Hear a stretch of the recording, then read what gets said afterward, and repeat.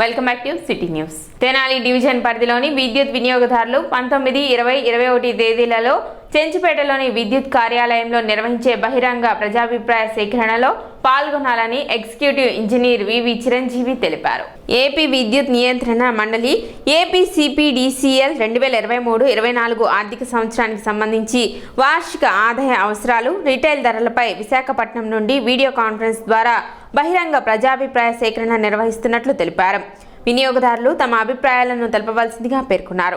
ఉదయం 10:30 నుండి మధ్యాహ్నం 1 గంట వరకు, మధ్యాహ్నం 2 గంటల నుండి 4:30 వరకు నిర్వహిస్తున్నట్లు తెలిపారు. ఏప్రిల్ 1వ తారీఖు నుంచి కొత్త విద్యుత్ టారిఫ్ వస్తుంది ప్రతి సంవత్సరం కూడా. దానికి సంబంధించి ప్రజాభిప్రాయ సేకరణ అనేది ప్రతి సంవత్సరం చేస్తూ ఉంటారు. ఈ కొన్ని కారణాల వల్ల ఏంటంటే వీడియో కాన్ఫరెన్స్ ద్వారా కండక్ట్ చేస్తున్నారు. అది 19, 20, 21 తేదీల్లో వీడియో కాన్ఫరెన్స్ ద్వారా ఏపీఆర్సీ చైర్మన్ నాగార్జున రెడ్డి గారు అక్కడి నుంచి కండక్ట్ చేస్తారు. అన్ని డివిజన్ కార్యాలయాల్లోనూ, సర్కిల్ కార్యాలయాల్లోనూ ఈ వీడియో కాన్ఫరెన్స్కి అందరూ అటెండ్ అవ్వచ్చు. ఆల్రెడీ దీనికి సంబంధించి మాట్లాడవలసిన వాళ్ళు అబ్జెక్టర్స్ వాళ్ళ పేర్లు ఇచ్చారు 19, 20, 21 తారీఖుల్లో. ఆల్రెడీ వాళ్ళ దగ్గర ఉన్నాయి, ఆ పేర్లు రిజిస్టర్ చేయించుకున్నారు. ఇంకా కొత్తగా ఎవరైనా కూడా మాట్లాడేయాలి, పార్టిసిపేట్ చేయాలని అబ్జెక్టివ్స్ ఏమైనా ఉంటే కనుక ఆ పేర్లు మాకు ఇస్తే మేము వాళ్ళకి పంపిస్తాము. అందరూ ముందుగా అలాట్ చేసుకున్న వాళ్ళందరూ పూర్తయిన తర్వాత టైం ఉంటే కనుక వీళ్ళకి కూడా అబ్జెక్టర్స్కి మాట్లాడే అవకాశం ఇస్తాం. శేఖపురుషుని శత జయంతి మహోత్సవాల సందర్భంగా మాజీ మంత్రి ఆలపాటి రాజేంద్ర ప్రసాద్ ఆధ్వర్యంలో ప్రదర్శిస్తున్న ఎన్టీఆర్ ఉచిత సినిమా ప్రదర్శనలో భాగంగా నేడు చండశాసనుడు చిత్రం ప్రదర్శింపబడింది. ప్రేక్షకులు సుమారు 300 మంది పైగానే హాజరయ్యారు. శత జయంతి సత్కారాల పండుగ కార్యక్రమంలో భాగంగా ప్రముఖ పౌరాణిక రంగస్థల కళాకారుడు మోదుకూరు వెంకయ్యని థియేటర్ కమిటీ ఆధ్వర్యంలో నందివెలుగు గ్రామ తెలుగుదేశం పార్టీ నాయకులు షేక్ సుబానీ, పఠాన్ కరీముల్లా, షేక్ అజ్మితుల్లా, షేక్ షబ్బీర్, షేక్ సుబానీ, ఆలపాటి కరుణ, మోదుకూరు శారమ్మలు సత్కరించారు. కార్యక్రమంలో పెమ్మసాని పోతరాజు, డాక్టర్ అయినాల మల్లేశ్వరరావు, ఈదర శ్రీనివాసరావు, దేవరపల్లి భవానీ, ఎన్టీఆర్ జగన్, ముప్పానేని రాఘవరావు, అజీజ్, షేక్ గౌస్, హేమంత్ కుమార్, నల్లూరు శ్రీనివాస్ తదితరులు పాల్గొన్నారు. సత్కారాన్ని అందుకుంటా నేను ఎంతో అదృష్టమై ఉన్నాను. కానీ ఇది డెల్టా టైగర్ ఆలపాటి రాజా గారి సారథ్యంలో ఈ సత్కారాన్ని నేను అందుకోవడానికి నేను ఎంతో ఆనందపడుతున్నాను.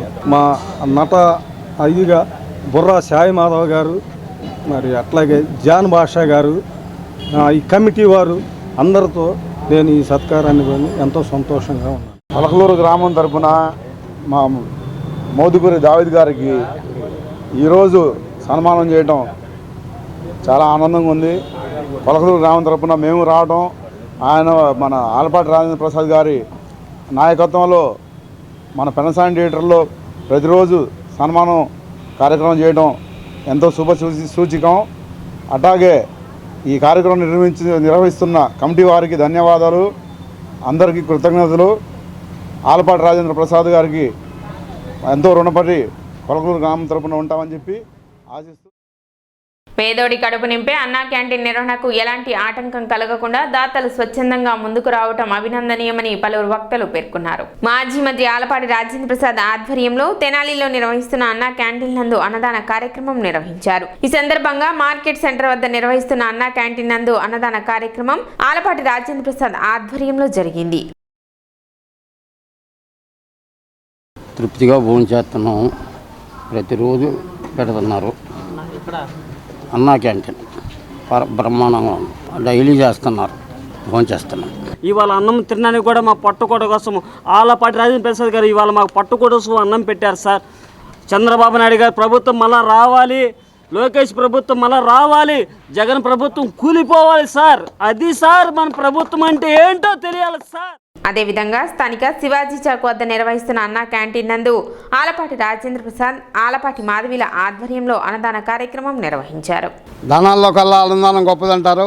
దాంట్లో భాగంగానే వాళ్ళ అన్నా క్యాంటీన్లో ఆలపాటి రాజేంద్ర ప్రసాద్ గారు, మాధవి గారు అన్నదాన కార్యక్రమాన్ని దాతలుగా ఉన్నారు. ఈ కార్యక్రమం 142 రోజులు జరుగుతుంది నిర్విఘ్నంగా. అలాగే రేపు రామారావు గారి వర్ధంతి సందర్భంగా ప్రత్యేక భోజనాలు ఏర్పాటు చేయబడతాయి. దానికి మరి దాతలు కూడా సహకరిస్తున్నారు. అలాగే పార్టీ కార్యకర్తలు నాయకర్తలు ఈ కార్యక్రమంలో పాల్గొని విజయవంతం చేస్తున్నారు. అలాగే రేపు ఈ కార్యక్రమానికి అందరూ విచ్చేసి అన్నదాన కార్యక్రమాన్ని జయప్రదం చేయవలసిందిగా కోరుకుంటున్నాం. గుంటూరు జిల్లా బాలోత్సవం పిల్లల పండుగ 2023 11, 12 తేదీల్లో జరగనుంది. పాటిబండ్ల సీతారామయ్య స్కూల్లో నిర్వహించే కార్యక్రమానికి సంబంధించిన కరపత్రాలను బ్రాడీపేటలోని యూటీఎఫ్ కార్యాలయంలో ఎమ్మెల్సీ లక్ష్మణరావు ఆవిష్కరించారు. దాదాపు 23 ఈవెంట్స్ లో పోటీలు జరుగుతాయన్నారు.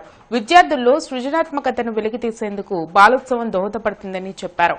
ఆహ్వాన కమిటీ సభ్యులు బోస్బాబు, దుర్గాప్రసాద్ తదితరులు పాల్గొన్నారు. లిటరరీ ఈవెంట్స్ కానీ, కల్చరల్ ఈవెంట్స్ కానీ 23 ఈవెంట్స్లో ఈ పోటీలు జరగబోతూ ఉన్నాయి. గతంలో 2020లో జరిగినప్పుడు సుమారు 6,000 మంది పిల్లలు ఈ పోటీల్లో పాల్గొనడం జరిగింది. ముఖ్యంగా విద్యార్థుల్లో ఉన్నటువంటి సృజనాత్మకత ప్రోత్సహించటం, వాళ్ళల్లో ఉన్న టాలెంట్స్ని ఎంకరేజ్ చేయటం ఉద్దేశంతో మేము ఈ పోటీలు నిర్వహిస్తూ ఉన్నాం. విద్యారంగం పెద్ద ఎత్తున కార్పొరేటీకరణ జరిగిన నేపథ్యంలో విద్యార్థుల మీద ఒత్తిడి తగ్గించడానికి ఈ పోటీలు దోహదపడతాయని కూడా మేము భావిస్తూ ఉన్నాం. బీఆర్ఎస్ పార్టీ జాతీయ స్థాయిలో విస్తరిస్తున్న నేపథ్యంలో ఏపీలో కూడా విస్తరింపచేసేందుకు ముమ్మరంగా ఏర్పాట్లు జరుగుతున్నాయి. ఇందులో భాగంగా తోటా చంద్రశేఖర్, రావెల కిషోర్ బాబు లాంటి నేతలు పార్టీలో చేరటం, రాష్ట్రంలో ఫ్లెక్సీలు ఏర్పాటు చేయడం వంటి కార్యక్రమాలు చకచకా జరిగిపోయాయి. అందులోనూ చంద్రశేఖర్ను ఏపీ అధ్యక్షుడిగా నియమించడం కూడా తీవ్ర చర్చనీయాంశమైంది. అయితే గులాబీ రంగును ఆంధ్ర ప్రజలు ఏ మేరకు జీర్ణించుకుంటారనేది ప్రశ్నార్థకంగా మారింది. ఒకనాడు తెలంగాణ దోచుకోవడానికి మాత్రమే ఆంధ్రులు వచ్చారని కేసీఆర్ చేసిన వ్యాఖ్యలు ఇప్పటికీ అందరి మదిల్లోనూ కదలాడుతూనే ఉన్నాయి. ప్రత్యేకించి 2024 ఎన్నికలు సమీపిస్తున్న సమయంలో బీఆర్ఎస్ను విస్తరింపజేయటం ఒక పొలిటికల్ మైండ్ గేమ్గా మరికొందరు భావిస్తున్నారు. దేశ రాజకీయ చరిత్రలో సంచలనం సృష్టించిన పార్టీ టీఆర్ఎస్. ప్రత్యేక రాష్ట్ర ఏర్పాటు కోసం పోరాటం చేయడం, అంతిమంగా తెలంగాణ రాష్ట్రం ఏర్పాటు చేసుకోవడం, తెలంగాణ ఏర్పాటు అనంతరం టీఆర్ఎస్ అధికారంలోకి రావడం దేశ రాజకీయాలలో సంచలనంగా మిగిలిపోయింది. రెండవ విడత కూడా ముందస్తు ఎన్నికలకు వెళ్లగా ఎవరి ఊహకి అందని విధంగా ఘన విజయం సాధించడం కేసీఆర్ మాస్టర్ ప్లాన్ దెబ్బకి ప్రత్యర్థులకు ముచ్చెమటలు పట్టించాయి. అయితే దేశవ్యాప్తంగా బీజేపీకి వ్యతిరేకంగా రాజకీయ పోరాటం చేస్తున్న నేపథ్యంలో టీఆర్ఎస్ పార్టీని కాస్త బీఆర్ఎస్ గా రూపాంతరం చెందింది. వీలైనన్ని రాష్ట్రాల్లో బీఆర్ఎస్ పార్టీని విస్తరింపచేసేందుకు తెలంగాణ సీఎం కేసీఆర్ ప్రణాళికలు సిద్ధం చేశారు. ఇందులో భాగంగానే ఆంధ్రప్రదేశ్లో కూడా బీఆర్ఎస్ ని విస్తరింపచేయాలని నిర్ణయించుకున్నారు. ఈ నేపథ్యంలో తోటా చంద్రశేఖర్, రావెల కిషోర్ బాబు లాంటి నేతలను బీఆర్ఎస్ లో చేర్చుకోవడం, పైగా తోటా చంద్రశేఖర్ ని ఏపీ అధ్యక్షుడిగా నియమించడం వంటి కార్యక్రమాలు చకచకా జరిగిపోయాయి. ఇరువురు నేతలు గుంటూరుకు చెందిన వారు కావడంతో రాష్ట్ర రాజకీయాలలో తీవ్ర స్థాయిలో చర్చ ఆరంభమైంది. బీఆర్ఎస్ లో చేరిన అనంతరం గతంలో ఎన్నడూ లేని విధంగా తెలంగాణ సీఎం కేసీఆర్, తోటా చంద్రశేఖర్, రావెల కిషోర్ బాబు, ఇతర నేతలతో కూడిన ఫ్లెక్సీలు గుంటూరులో ఏర్పాటు చేయడం రాజకీయ వర్గాలలో చర్చకు దారితీసింది. పుట్టుకొచ్చిన బీఆర్ఎస్ పార్టీ ఆంధ్రప్రదేశ్లో అయితే మరి కష్టమే అని నేను అంటున్నాను. ఎందుకంటే కేసీఆర్ గారు అక్కడ పాలన ముఖ్యమంత్రి అయినప్పుడు మొట్టమొదట దళిత మంత్రిని ఒక పదవి ఇస్తానని ముఖ్యమంత్రి అన్నాడు. ఆ మాట నిలబెట్టుకోలేకపోయాడు. అయితే మేమనేది ఏంటంటే ఏ పార్టీలు వచ్చినప్పుడు కానీ ఎస్సీ, ఎస్టీ, బీసీ, మైనార్టీ వర్గీయులకి రాజ్యాంగంలో హక్కులకి భంగం కలిగిస్తూ ఇప్పుడున్న పార్టీలు, గత పార్టీలు, అన్ని పార్టీలు రాజ్యాంగం హక్కులు భంగం కలిగిస్తూ పాలన చేస్తున్నాయి. ఇప్పుడున్న ప్రభుత్వం పథకాలు తీసేసినాయి, సంక్షేమ పథకాలు లేవు, ప్రజలు ఇబ్బందులు గురవుతున్నారు. అయితే బీఆర్ఎస్ పార్టీ కనుక హామీలు ఇచ్చి ఎస్సీ, ఎస్టీ పథకాలని కొనసాగిస్తూ కొత్తగా మరి మాకు ఇక్కడ బీఆర్ఎస్ పార్టీ దళిత ముఖ్యమంత్రిని చేస్తే మరి ఏదన్నా అవకాశం ఊపుంటుందేమో అని నా యొక్క ఆలోచన. గతంలో చేసిన పరిపాలన కానీ ఇప్పుడు చేసిన పరిపాలన ప్రజల్లో విసిగి చెంది మరొక దానికోసం వెయిటింగ్ చేస్తూ ఉన్నారు. ఈ సందర్భంలో కనుక బీఆర్ఎస్ అనేది ఆంధ్ర రాష్ట్రంలో వచ్చినట్లయితే గత నాయకులు చేసినటువంటి పరిపాలన కంటే కొద్దిగా భిన్నంగా బాగున్నట్లయితే ఖచ్చితంగా ఆహ్వానించడానికి సిద్ధంగా ఉన్నారని చెప్పేసి తెలియజేస్తాం. కేసీఆర్ గారు దళితుని ముఖ్యమంత్రి చేస్తూ ఉన్నారు. ఆ ప్రభుత్వాలు ఇప్పుడు కూడాను దళితులను ముఖ్యమంత్రి చేస్తానని మోసం చేస్తూ ఉన్నామని బీఆర్ఎస్ మీద ఒక నమ్మకం అయితే లేదు. కానీ ప్రత్యామ్నాయం కోసం ప్రయత్నం చేస్తూ ఉన్నారు. కానీ బీఎస్ఆర్ అనేది ఇక్కడ మళ్ళీ ఆంధ్రాలో వస్తే అంతగా తెలంగాణలో న్యాయం చేయలేని వారు మళ్ళీ ఆంధ్రాలో న్యాయం చేస్తారనే నమ్మకం అయితే లేదు. అది కేవలం వాళ్ళ ఆర్భాటం కోసమో భారతదేశ వ్యాప్తంగా వ్యాప్తి చెందడం కోసం మాత్రమే కానీ వారి ద్వారా ఇక్కడ ఉన్నటువంటి ప్రజలు న్యాయం జరుగుద్దనేటువంటి ప్రయత్నాలు అయితే లేరు. ఆంధ్రప్రదేశ్లో బీఆర్ఎస్ ని ఏర్పాటు చేయడం పట్ల ప్రజల్లో మిశ్రమ స్పందన వస్తోంది. తెలంగాణను దోచుకోవడానికి మాత్రమే ఆంధ్ర వాళ్లు వచ్చారని గతంలో తెలంగాణ సీఎం కేసీఆర్ చేసిన వ్యాఖ్యలను జనం ఏమాత్రం మర్చిపోలేదు. కీలకమైన హైదరాబాద్ ను కోల్పోవడం, కట్టుబట్టలతో తెలంగాణ నుండి పంపివేయడం వంటి చేదు జ్ఞాపకాలను ఆంధ్రులు ఇంకా గుర్తు చేసుకుంటూనే ఉన్నారు. తెలంగాణ ఏర్పాటు చేసిన అనంతరం దళితుడిని ముఖ్యమంత్రిగా చేశాడా అని కేసీఆర్ ని సూటిగా ప్రశ్నిస్తున్నారు. అడుగడుగునా మన వారిని అవమానించిన తెలంగాణ వాదులు ఏపీలో పార్టీ పెడితే పెద్దగా ఆదరణ ఉండకపోవచ్చని భావిస్తున్నారు. 2024 ఎన్నికలు సమీపిస్తున్న నేపథ్యంలో ఏపీలో బీఆర్ఎస్ పార్టీని పెట్టడం ఒక పొలిటికల్ మైండ్ గేమ్ అని పేర్కొన్నారు. ఏదొక వర్గం ఓట్లను చీల్చి ఏదొక పార్టీకి నష్టం చేయాలన్న ఉద్దేశంతోనే బీఆర్ఎస్ ని ఏపీలో విస్తరింపచేస్తున్నట్లు చెప్పారు. అయితే దేశ రాజకీయాలలో బీజేపీని ఎదుర్కోవాలంటే బీఆర్ఎస్ లాంటి పార్టీలు అన్ని రాష్ట్రాల్లో ఉండడం ఎంతైనా అవసరమని మరికొందరు భావిస్తున్నారు.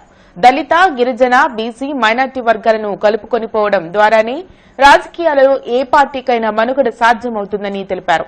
అనేక వ్యూహ ప్రతివ్యూహాల నడుమ ఏపీలో రాజకీయాలలో బీఆర్ఎస్ పార్టీ ఏమాత్రం ప్రభావం చూపుతుందో 2024 ఎన్నికల వరకు వేచి చూడాల్సిందే.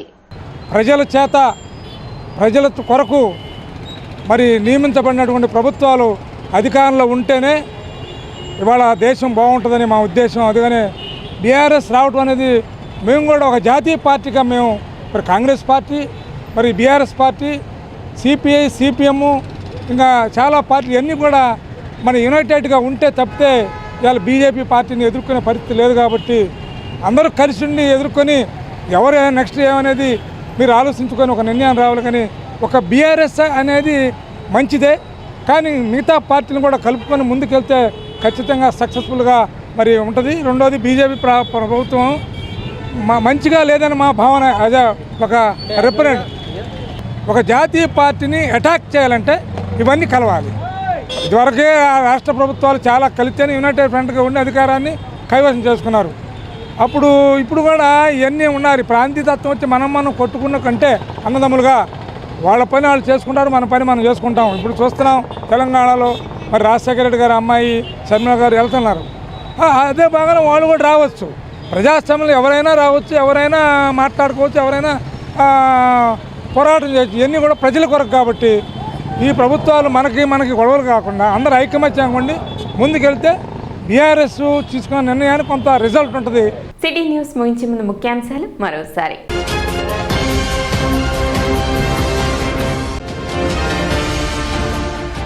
తల్లిదండ్రుల జ్ఞాపకార్థం సేవా కార్యక్రమాలు నిర్వహించడం అభినందనీయం. ఎమ్మెల్యే అన్నాబత్తిని శివకుమార్.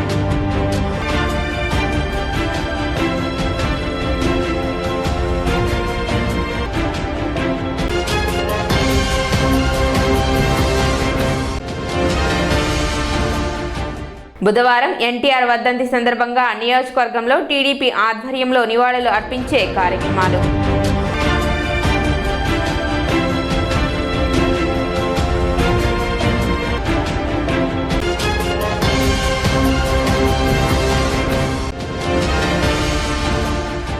శ్రీ లక్ష్మీ పద్మావతి సమేత శ్రీ వెంకటేశ్వర స్వామి దేవస్థానం వైకుంఠపురం హుండీ లెక్కింపు.